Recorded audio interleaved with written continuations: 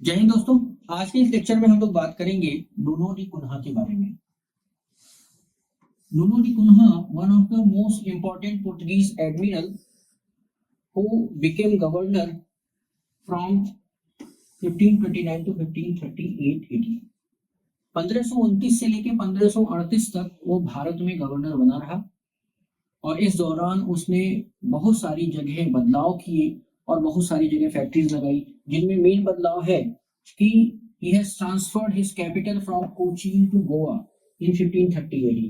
यहाँ पे आपको पहले के वीडियोस में आप देखेंगे कि गोवा कब बना, गोवा पर अधिकार किसने किया, गोवा किसके अधिकार में था पहले। तो ये सारा आप सारी चीजों को मिला करके पढ़ेंगे और जब यहाँ से आपको लगभग एक क्वेश्चन आपके एग्जाम में मिल जाता है। अब यहाँ आप देख रहे हैं नुनो डी कुन्हा के शासनकाल में जो इनका कैपिटल कोचीन था, कोचीन से गोवा ट्रांसफर हुआ और ये कब हुआ? 1530 में। लेकिन गोवा को बनाने वाला कौन था, गोवा पे कब्जा करने वाला कौन था, ये भी आपको बात ध्यान में रखनी है। हम दोबारा नहीं बताएंगे, आप पीछे के वीडियो में जाकर के इसे देख सकते हैं। और इसके साथ ही साथ Nuno da Cunha establish factories at Santhome. Santhome कहाँ है? मद्रास में। हुगली कहाँ है?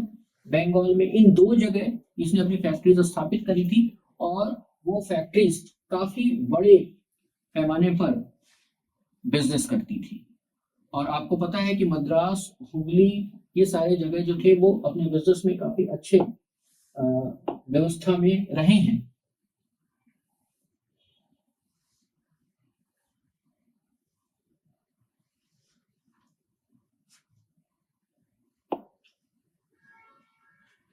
इसके साथ ही साथ बिजनेस का जब और विस्तार हुआ तो नुनो डी कुन्हा ने 1529 एडी में, जो ये 1529 एडी का इनका समय था, इसमें इन्होंने दमन और दीव, अब यहाँ दमन का नाम तो दमन एज इट इज रहता है, लेकिन दीव का नाम यहाँ पर अक्सर आपके एग्जाम में पूछा जाता है। ये दीव जो लिखा हुआ है ये दमाओ लिखा हुआ है, ठीक है।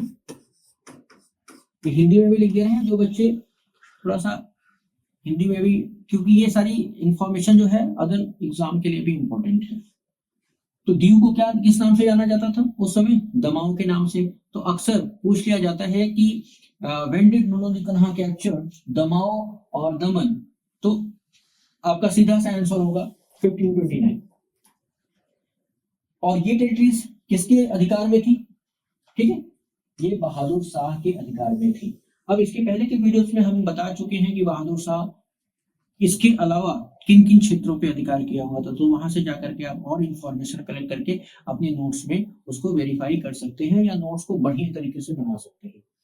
इसके बाद में 1534 का जो समय था वो बहादुर शाह को कंपेल किया कि एक बसीन की संधि कर ली जाए और बसीन की संधि करने के बाद जो है बसीन को पुर्तगीज को सौंप दिया गया और आगे चल करके बसीन एक बहुत बड़ा बंदरगाह पुर्तगालियों का साबित हुआ, जिससे इन्होंने बहुत सारा लाभ कमाया।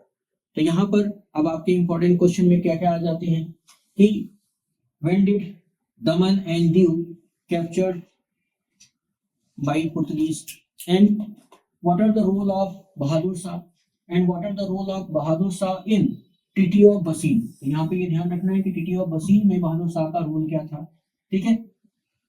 और उसके बाद यहाँ पर आपको जो ध्यान देने वाली बात है कि हिंदुस्तान जब आजाद हुआ तो आजाद होने के तुरंत बाद गोवा, दमन, दीव पर अधिकार नहीं हुआ था। गोवा, दमन, दीव पर लास्टली जो इंडिपेंडेंट इंडिया का जो कब्जा हुआ वो हुआ 1961 में। तो आपको ये भी ध्यान रखना होगा कि गोवा, दमन, दीव स्वतंत्र थे और पुर्तगालियों के कब्जे में थे और 1961 में जाकर के ये भारत के विशाल साम्राज्य में समाहित हुए।